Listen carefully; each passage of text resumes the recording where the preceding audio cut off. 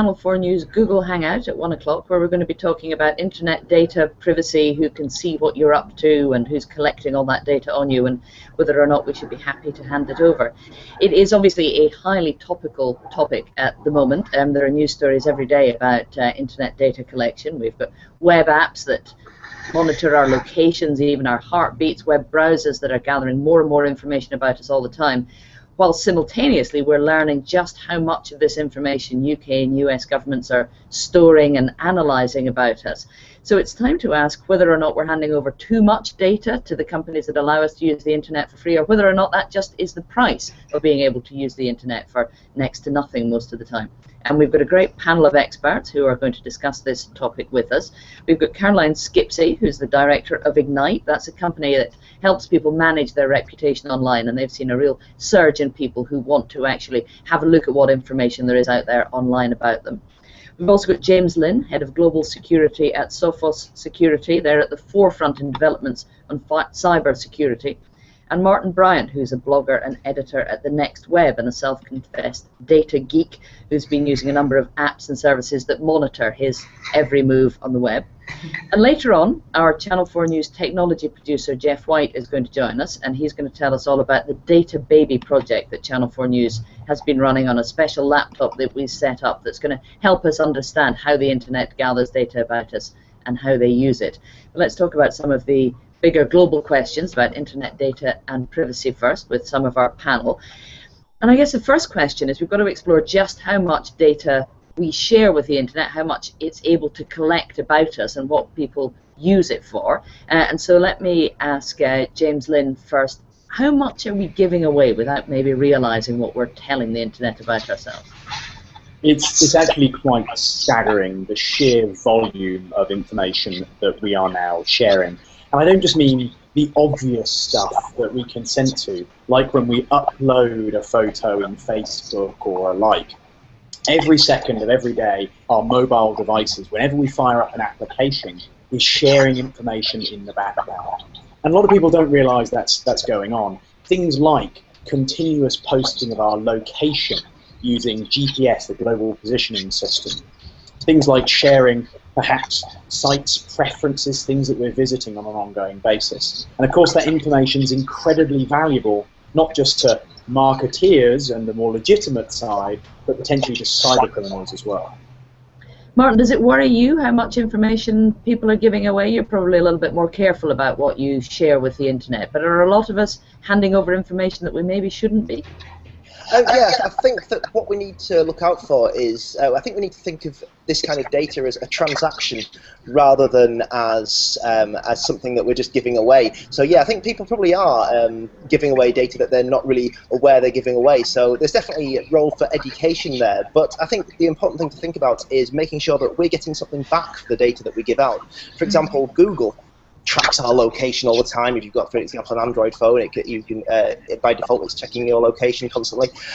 You can actually, if you've got it set up properly, you can actually go and look and see a map of everywhere you've been, which is actually really useful for you as a person. But it also allows Google to target better ads towards you and things like that. So I think as long as there's give and take there, it's not so bad. But there's definitely, I think awareness is the main issue here. It is a transaction, of course, and the fundamental transaction that's going on is we get to use the internet for free, we get free email services, all kinds of information given to us for absolutely nothing, and we have to hand over a little bit of our personal information ourselves in order to get access to that. Caroline, that's fair enough, isn't it, that we've got to give something back if we're going to get these amazing tools for free? Well, I think a lot of people just aren't aware of the information that's out there. Just in terms of, like, say, LinkedIn profile, if you sign up to LinkedIn, you think it's for professional reasons only, but actually what you don't understand is a lot of companies out there in directories and other digital assets use what's called an API on LinkedIn, and they'll pull the information from LinkedIn and, you know, send it out onto other of their own assets. So just something like a LinkedIn profile can actually scatter across much wider than you appreciate. And say you wanted to close down that LinkedIn profile, that information would still be stored on other sites. And you know, and that's only an instance with LinkedIn, but you know, information online goes across much wider than anyone ever expects it to. And does that do us real harm, Caroline? What's wrong with people having the professional information? If I was prepared to share it with LinkedIn, then presumably I don't consider it to be so private I don't want other directories to have it. Well, I don't think it's wrong. It's just if you're working and then suddenly you're not working anymore, then you might not want that information online. Most of our clients, a lot of our clients are just normal people who don't want their information online, and they might have signed up, realised that something they don't want that information online anymore, and then they don't really have much control going forwards. It's not about taking down negative information. It's about having control on the information that's there about you. And most people don't read T's and C's and terms and conditions, and they're not massively aware of, you know, what data's being stored. You know, the general public, geekier people obviously are, but the normal, you know, day-to-day person just isn't aware of what information that's stored and where else it's going. And given that most people aren't aware of how much information there is out there about them, what triggers them to come to you and ask for your services to clean up their online profile? All sorts. It's not just a cleanup. Most people just, probably about 30% of our clients just don't want their information online and aren't aware it's there. They're just private people. We've also got a couple of charity cases where something horrible's happened to them, say like 10, 12 years ago, and news stories still exist about that. That's not necessarily that they've done something bad, but they might have been involved in something. And say they were young at the time, 15 years later when they're trying to go for jobs, if people are Googling their names, they're seeing sort of quite traumatic stories from their past, and they kind of want to draw a line under that. So it's not just about information that they're doing, but it's information that press and other sites are putting on about them. It's kind of general knowledge, but where previously a paper would, you know, if it was in a paper, it would be long gone. Sort of online makes these stories last for a long, long time. And a lot of our clients have got issues with, you know, press stories that are 6, 7, 8 years old. A lot of people, as you say, aren't aware of how much is out there, but geekier people probably do take some precautions. James, do you live in a different way, do you think, from people who are more careless about the data? What do you do to try and protect your online privacy? Well, you know, it's astonishingly hard, because on the one hand you want to engage with these services, engage with the online community. You know, you don't just want to go offline, particularly if you are one of those more geeky people working in technology. I'm a huge user of Twitter and LinkedIn, for example. But whilst I want to engage with those services, I want to have boundaries around what is reasonable sharing of information. So I'm very careful about the apps that I install and how they're configured. And I conducted a really interesting exercise recently where I took my mobile device and all the applications I have installed on it and set it up with a special program to intercept all of the communications coming out of that device going to the internet, so I could manually review line by line what was happening. And what's staggering is, aside from those legitimate services, the T's and C's, and what we've just discussed, which is bad enough, the information that's being shared by default without our authorization or permission, or, you know, with our permission based on a click of an end user license agreement that I signed 3 years ago when I furiously clicked agree because I wanted to use the latest game. And it's amazing how much is being shared. And it's, for me, the scary thing is not just that data trail online as you as an individual, how it may expose a business or perhaps for your friends and families. I mean, one of the things that we often do in an ethical hack, where we're pretending to behave like the cyber criminals, is we'll go to LinkedIn and search for people at company X, find someone with an impressive job title, and then start calling the other people on that site, pretending to be that person. It's given us all the tells of what they do, which department they work in, and even contact details, and it makes the job of social engineering really, really trivial. Quite frightening. Martin, do you protect yourself against this? Are you more careful than the average user, do you think, as to what you share with the internet, or is it inevitable? Do you have to share a certain amount of information in order to get the benefits of a lot of these services? I think you do have to. I think the more you share, the more you benefit in a lot of ways. But it's certainly, I mean, it's certainly one thing that everyone can do that's well worth doing is going into your Twitter settings and your Facebook settings and seeing what apps that you've connected over the years and authorized to use your data.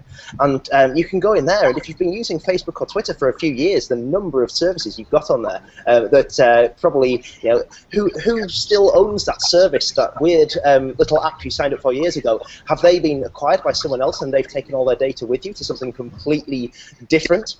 It's impossible to tell. So disconnecting all of those is incredibly useful as a basic step. But I mean, to be honest, I think that a good step would be perhaps more careful auditing of the way data is being handled by companies like Twitter, Facebook, Google, the big companies we rely on for sharing online, auditing how they're actually handling our data on a really minute basis. The example there of really looking at all the data that's being passed that you may not even be aware of is important. And I think people do need to know about that, but at the same time, we shouldn't be scaremongering, because there is so much benefit to this data that you know, we lose out if we don't at least join in.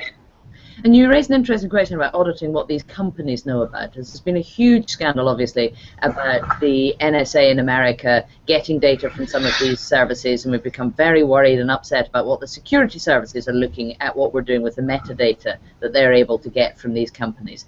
But of course, these companies are able to look at it all the time as well. Whom should we be more worried about, James? Security services checking up on us, or what Google, Twitter, and Facebook know about us?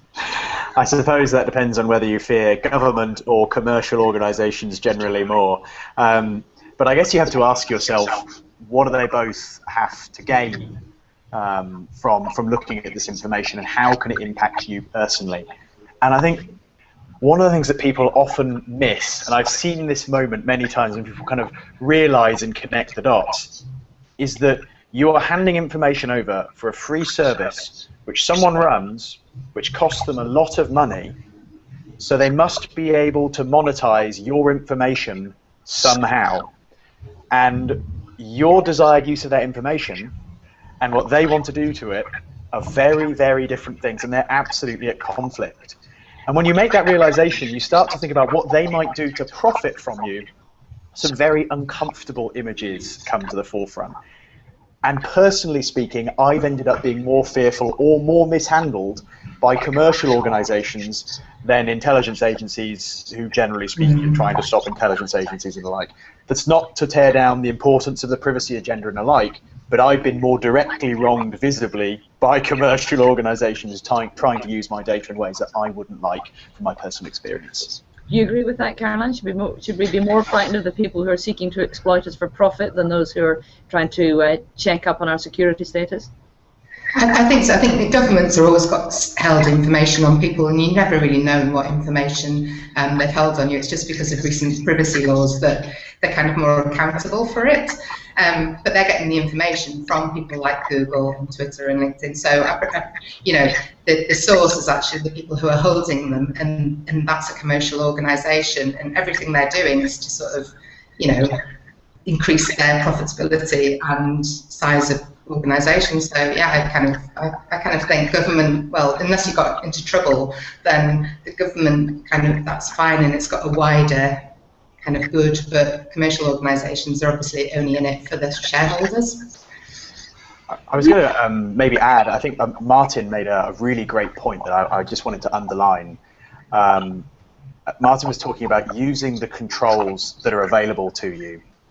And it's been a great kind of similarity between different users that have got into trouble on these kinds of social network sites.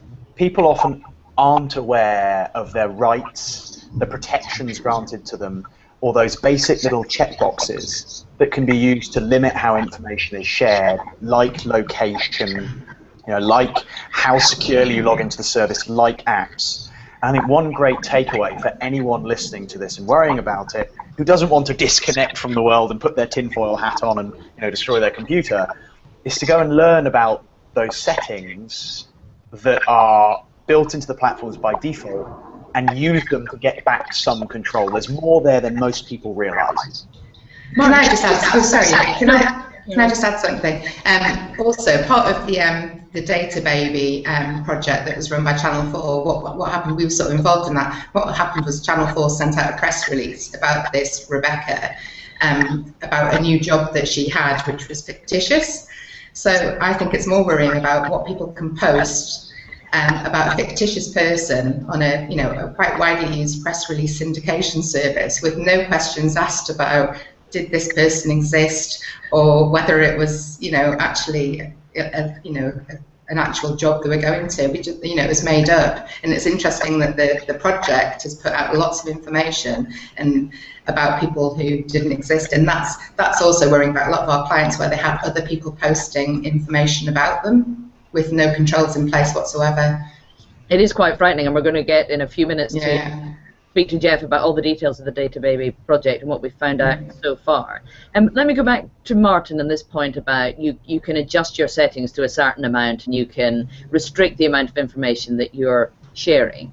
If we were all to do that, if everybody became a little bit more aware of what they need to do to protect their privacy, and these companies were not able to use or abuse, depending on your point of view, our data, we're not going to get these services for free anymore, are we? I mean, that's the deal. We give them information, they allow us to use it for nothing. It's the way it's been for 40 years when you watch in ITV. You get the programs for free, you have to watch the adverts. The deal is the same with the internet. If we don't give something up, we won't be getting something, will we?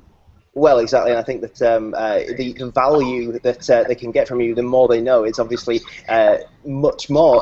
The price an advertiser will pay is much higher if it's incredibly well targeted, and that's what all this data allows. But I think there's a balance that can be struck there. One point I'd like to make about being fearful about governments or corporations, I think there's a cultural divide there. If you look at America and how that reacted to PRISM, and all the revelations around that, there's a huge outcry there.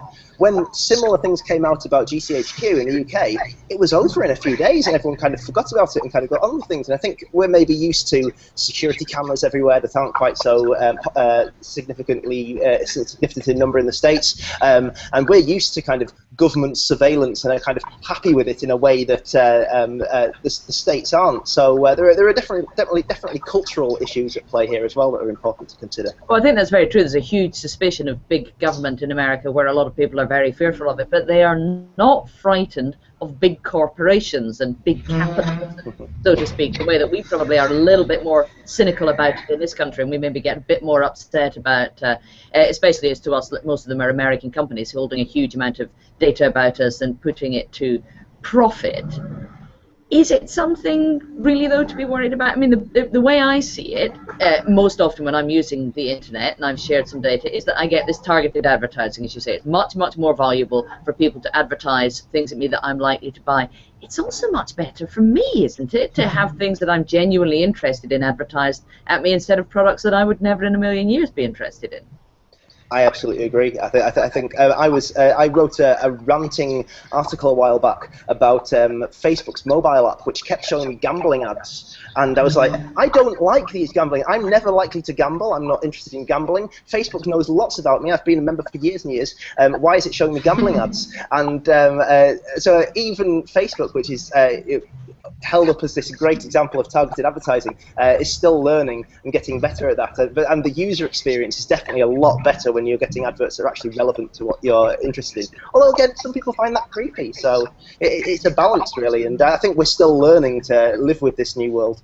I think that's, depending on what it is that they've searched for and then get the relevant adverts back, that can be a little bit embarrassing if they start running down the right-hand side of you. I think, isn't there a reasonable balance here of freedom to and freedom from? Like, we all want the convenience, but there is a price to pay for it. And I think the key is, at the moment, it's being very dynamically determined. Here's the scale, and you can kind of throw a dart and see where it lands. And the message should be that both from a legal and a regulatory perspective and from an individual perspective, we should be able to more tightly calibrate that to a boundary that we're comfortable with.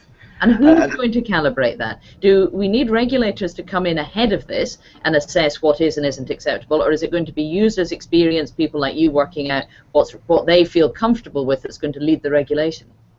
In my opinion, I think realistically it has to be both. I think there are some fundamental boundaries that should be more a matter of regulation of what is and isn't acceptable. But I do think that ultimately the user is going to have to make a choice about how much they want to put themselves out there, how far they want to go. So I think it's a mechanism of both of those things. And I think the case for that builds even more when you consider the other side that we haven't discussed yet, which is scammers, fraud artists and abusers on these platforms using it for purposes of attack. Yeah. That's an area where I think regulation can pay the purpose of incentivizing providers to tackle that much harder than they necessarily would care to do so commercially normally. We know that regulation is quite far behind in this, not least probably because a lot of governments don't absolutely understand what's out there and how it's being used and how it can be abused. But also the people who care most about the internet, the people who do understand that, do tend to want to keep it pretty free from regulation. So as soon as you start talking about regulating this in any way, you have an outcry from the internet, don't you, Martin? Yes, I think so. Yeah. Sorry, I did kind of miss slightly your point there. I'm sorry. Well, we're talking about whether this needs to be better regulated, and at what point a government or regulator needs to step in and stop the abuse of our information. But I'm just saying the people who understand best how our information is being used generally are the very people who don't want to see any kind of regulation on the internet. Yes, that's absolutely true. I think that people, I suppose, like maybe the people on this hangout to a certain degree, we understand it, but we benefit from all of this, and there's definitely some education to be done here. How that works and how education is disseminated to people who are using these services blindly. I'm not sure. Certainly, it needs to be more public debate. There needs to be maybe a bit more done by the companies who are offering these services to, at the risk of kind of encouraging more regulation, which I'm not necessarily keen on if it's titles innovation, but I think that, there could be more education done right across the board. Could I just maybe pick up on your point very, very briefly there? I absolutely don't want to take away anonymity on the internet, or the fundamental makeup of the internet, which has become so great today and responsible for these wonderful innovations. But I also think we have to respect that the digital world and the physical world have become so closely connected now that we have a duty of care to large parts of society that may not have the expertise and knowledge that some of the people on this kind of call do. And regulation and education are some of the key tools that enable us to help protect them. And I don't think the pure wild, wild west is the right solution. It's far too easy through that anonymity and openness and pure privacy agenda, which I'm absolutely not against, I enjoy it, to enable cyber criminals to hide in noise across national boundaries. Law is national, the internet is international, and it's very hard to pursue those scammers doing damage. Yeah. Equally, I do think that, when you think about that educational piece, where's the equivalent of the public health and safety campaign for Facebook, Twitter, and social media services for my mum who uses Facebook on a Mac at home? I think that's a duty of care that someone from government through to industry together owes. Well, something like that probably is only going to follow more people understanding what really is going on there. And in order to try and find out really what does happen to our data and how private it is possible to be on the internet, Channel 4 News has set up this Data Baby project, which is helping us to track what people can find out about you. And our technology producer who is running that project, Jeff White, is here in the Hangout with us to explain a little bit more. That's right, yes. The difficulty for journalists in all of this is to find the specific examples. How can we really know what's happening to our data? For the average man in the street, we're not all blessed with James's skills of being able to program neat little apps that show us what our devices are doing. So what we did is we created effectively a new personality, an online identity from scratch. We tried to make it as convincing as we possibly could. So we gave it a Facebook profile, we put it on Twitter, we made sure it was had a Gmail account and signed up for various newsletters, basically trying to create this personality in as realistic a way as possible. And then, because we own it, we control it, we could keep an eye on where that data was going. Now, obviously we left a huge trail of information on the web, so as part of this hangout, we asked people to see what they could find out, and the results were extremely interesting. Most people found the LinkedIn account, found the Facebook account, and so on. Some people went further. They managed to find out school history, university history, dates of birth, and so on. And I'm sure people like James can attest to this. These are all vital things to use if you're trying to do a phishing attack, if you're trying to spoof an email that seems as though you actually know this person. All these details come in useful. But what was really interesting was that some people went even further and started establishing relationships for this fictional identity beyond and into other areas. So we tried extremely hard not to give this person any link to Channel 4 News. We tried to create it as a completely separate entity, and yet certain people who took part in our online treasure hunt actually managed to link fairly easily our online new personality to identities in Channel 4 News. And I think that's quite interesting if you look at headlines around the PRISM program and the NSA. They will be trying to establish relationships and trying to establish people within a web of relationships. We do have a winner from our online treasure hunt. It's Nigel King, who went above and beyond the Call of Duty and even managed to track down where we've managed to source a lot of the photographs of our fictional identity. And Nigel wins himself, I believe, an Ignite audit of his online identity. So we'll see what they find out about him.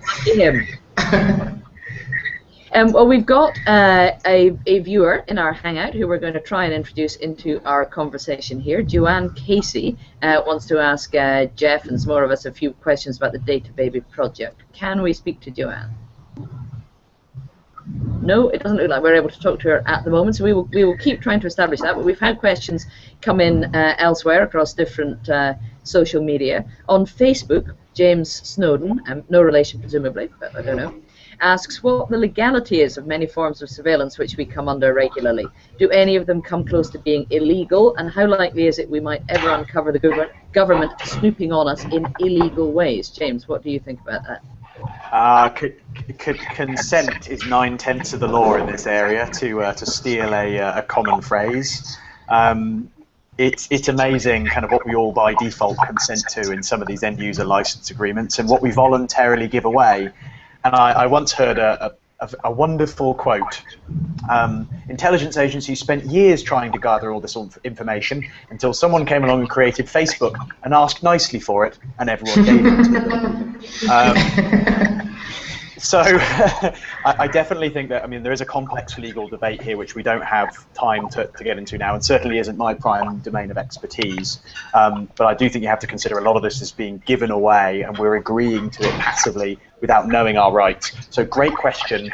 We should go find our rights and challenge that. We've got a question that came in on Twitter from @Doomcat13, and this one is for you, Caroline, I think. My fear is that people who do not leave a digital footprint will be considered suspicious and worthy of closer examination.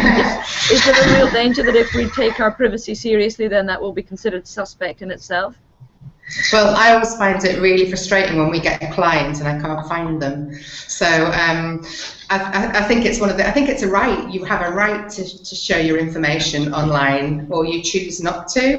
And whether I think it would be. I think now, because everyone Googles everything or uses search engines to research basically, and it's at the tips of our fingertips. Not finding information on people is certainly frustrating, and yeah, maybe odd's a better word. Would that cause them any issues in the future? I don't know, maybe. But I'd say it's probably more often than not you can find people online, and that's the average. Yeah, it's an interesting question, because I don't know, Doomcat13 may have been thinking about whether you would come under suspicion from the security services or something, who would think you'd be doing something wrong if you're hiding yourself so well. But if you were applying for a job, if somebody was considering asking you out on a date, you know, we all check each other out all the time for all these scenarios. You might find it a little bit odd if you couldn't find out anything about anyone and think maybe that isn't the kind of person I want to hire or go for a drink with. I have never done that. I don't know what you're talking about. Obviously, I think it's a great point. Right now, you know, are there going to be many scenarios where people may not get hired because of that lack of footprint? Probably not, is my anecdotal feel. But it's certainly odd. And as we connect the physical and the digital world more, as this becomes more the default, I really think we could end up in that scenario, and quite quickly. So I think it's a very astute observation. Yeah, and actually we've got more clients now than ever who are asking for their information to be taken. They just don't want any information. Not that it's bad or they've done something in the past, it's just they don't want information online about them. We've had quite, in the last 3 months, randomly, like a lot more requests about remove me from the internet. We just all get other stuff above us than, and it's not, and I certainly can't find anything odd about them in the past. It's just they don't want their information online, full stop. It's very interesting. Now, we've got one last question that came in via Google Plus from Chetna Parsand, and she's worried about what protections there are in place for vulnerable people who are using social media, whether children or elderly people who don't understand the rules quite as well. We've heard about this kind of panic button that Twitter say that they're going to install, the where you can report abuse. Is this something we're going to have to see across all platforms, do you think, that needs to be better regulated or monitored? Yeah, Google offer that service, and a lot of the more high-profile review sites, you can actually report things. It's just whether they actually answer to you, or you have a change of mind and you want to take the profile off. It is very difficult to do. So, but I do think it will be more common going forward, and they'll have to do something that allows people to remove content, you know, that's of their own worth. Martin, do you think a duty of care is going to come in from these social media platforms, where we know from the news every day practically at the moment there are horrible abuses going on? Somebody needs to sort it out. Will the companies do it? I think that if you look at some of the work that some of the companies have been doing with child protection agencies and things like that, there is some work that's been going on already, and there's definitely more that can be done. My only hope is that if it comes from the government side, it's not as ham-fisted as the recent porn protection stuff that's come in, which is basically a huge blunt instrument, and it was kind of tackled, in my opinion, completely the wrong way. Getting the right advisors on that kind of thing is incredibly important, but yeah, I think there's definitely more that can be done there. Okay, well that's half past. It's half an hour that's gone remarkably quickly talking about all of these issues with our fantastically interesting guests. So thank you very much to Jeff White for explaining the Data Baby project. We will be back to tell you more about how that's going in the weeks to come, and thanks also to James, Martin and Caroline for a very interesting discussion. There will be more of this to follow.